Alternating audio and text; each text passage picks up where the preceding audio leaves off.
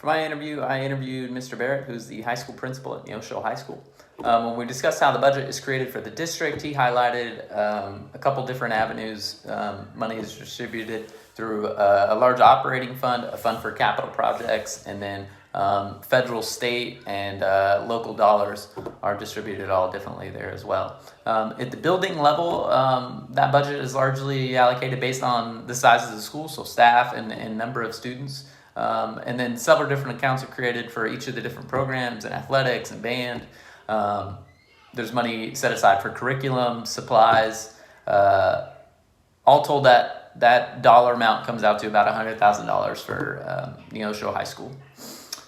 He does have some discretion in terms of how the budget is used, especially if things are purchases that may be something that's multi-purpose and could be coded a couple different ways. He did say it's important to use that discretion sparingly because things need to be accounted for and accounted for appropriately if there were ever to be an audit. He largely looks over the accounts and makes sure things are spent accurately through SysFin, which is the portal the school uses to track financial purchases.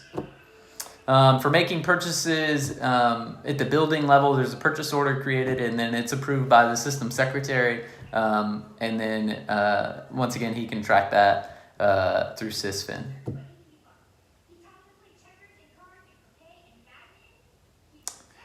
Purchase orders can be created by program leaders, so a coach for athletics, for instance. It is important that purchases are made through school-approved vendors, so need to be approved by the board first before those purchases can be made. That's an important kind of key.